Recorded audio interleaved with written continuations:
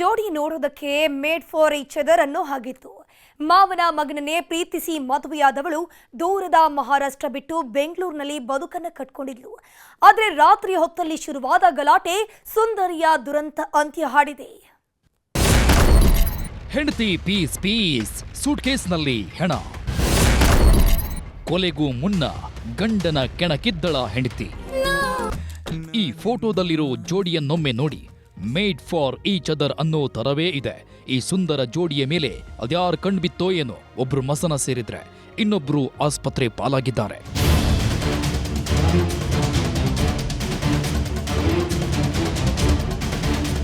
ಎರಡು ವರ್ಷದ ಸಂಸಾರದಲ್ಲಿ ಅದೆಷ್ಟು ಮುದ್ದಾಡಿಲ್ಲ, ಗುದ್ದಾಡಿಲ್ಲ.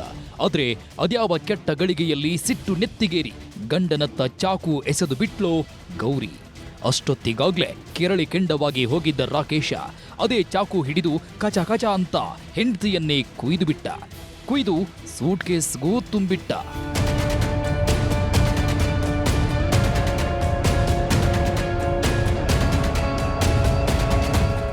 ಮೂಲತಃ ಮಹಾರಾಷ್ಟ್ರದವರು. 1 ತಿಂಗಳ ಹಿಂದಷ್ಟೇ ಬೆಂಗಳೂರಿನ ದೊಡ್ಡಕಮ್ಮನಹಳ್ಳಿಯ ಬಳಿ ಬಾಡಿಗೆ ಮನೆಗೆ ಶಿಫ್ಟ್ ಆಗಿದ್ರು.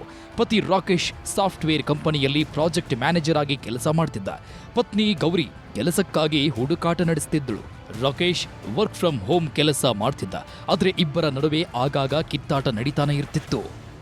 ಬುಧವಾರ ರಾತ್ರಿ ಕೆಲಸದ ವಿಚಾರವಾಗಿ ರಾಕೇಶ್ ಗೌರಿ ಮಧ್ಯೆ ಗಲಾಟೆಯಾಗಿದೆ. ಈ ವೇಳೆ ರಾಕೇಶ್ ಮೇಲೆ ಪತ್ನಿ ಗೌರಿ ಚಾಕು ಎಸೆದಿದ್ದಾಳಂತೆ.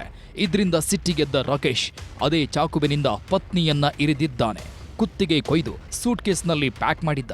ಬಳಿಕ ಅದೇ ಮನೆಯಲ್ಲಿ ಕೂತು ಊಟ ಮಾಡಿ ಟ್ರಾಲಿ ಸೂಟ್ಕೇಸ್ನಲ್ಲಿ ಪತ್ನಿ ಗೌರಿ ಮೃತದೇಹ ತುಂಬಿದ್ದಾನೆ.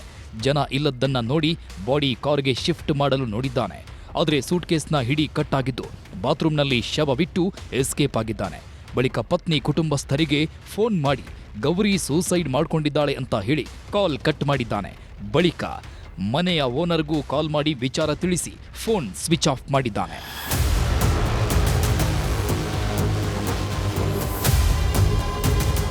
ಮನೆಯಲ್ಲೊಂದು ಘನಘೋರ ಮರ್ಡರ್ ಮಾಡಿ ಕಾರು ಹತ್ತಿದವನೇ ರಾಕೇಶ್ ತಲುಪಿದ್ದು ಪುಣೆಗೆ.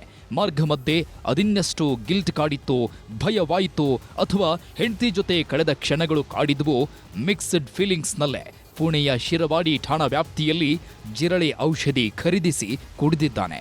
ಬಳಿಕ ಅಸ್ವಸ್ಥನಾಗಿ ಬಿದ್ದಿದ್ದ ರಾಕೇಶ್ನನ್ನ ಪುಣೆ ಪೊಲೀಸರು ಆಸ್ಪತ್ರೆಗೆ ದಾಖಲಿಸಿ ಚಿಕಿತ್ಸೆ ಕೊಡಿಸಿದ್ದಾರೆ.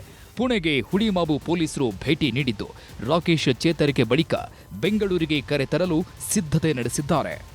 ಪತಿ ಏನಿದ್ದಾನೆ ಆತ ಈ ಕೊಲೆ ಪ್ರಕರಣದ ಒಂದು ಇದರಲ್ಲಿ ಇದಾಗಿದ್ದು ಆತ ಪೂನಾದಲ್ಲಿ ಒಂದು ಹಾಸ್ಪಿಟಲಲ್ಲಿ ಈಗ ಅಡ್ಮಿಟ್ ಆಗಿರ್ತಕ್ಕಂಥದ್ದು. ಕಹಾನಿ ಮೇ ಟ್ವಿಸ್ಟ್ ಅನ್ನೋ ರೀತಿ ಇವರದ್ದು ಲವ್ ಮ್ಯಾರೇಜ್ ಬೇರೆ.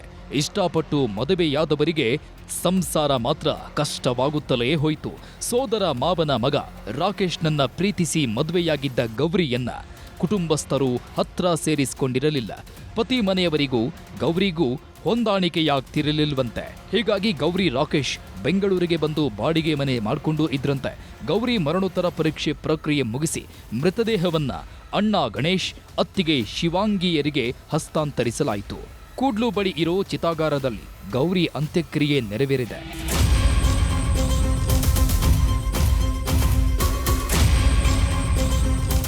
ಸದ್ಯ ಪುಣೆಯಲ್ಲಿ ಆರೋಪಿಗೆ ಚಿಕಿತ್ಸೆ ಮುಂದುವರೆದಿದ್ದು ಆತನನ್ನ ಪೊಲೀಸರು ವಿಚಾರಣೆಗೆ ಒಳಪಡಿಸಿದಾಗಲೇ ಕೊಲೆಗೆ ಅಸಲಿ ಕಾರಣ ತಿಳಿದು ಬರಬೇಕಿದೆ. ಈ ಒಂದು ಕೊಲೆ ಏನಾಗಿದೆ, ಆಕೆಯ ಗೌರಿ ಅಂತೇಳಿ ಆ ಕೊಲೆಗೆ ಕಾರಣ ಏನು ಅನ್ನೋದು ಆರೋಪಿಯೇ ಬಾಯಿ ಬಿಡಬೇಕಾಗಿರುವಂಥದ್ದು. ಆ ನಂತರ ಸ್ಪಷ್ಟವಾದಂತಹ ಕಾರಣ ಗೊತ್ತಾಗಿದೆ. ಕ್ಯಾಮರಾ ಪರ್ಸನ್ ಸುನಿಲ್ ಜೊತೆ ಗಂಗಾಧರ್ ವಕ್ತ, ನ್ಯೂಸ್ 18 ಬೆಂಗಳೂರು.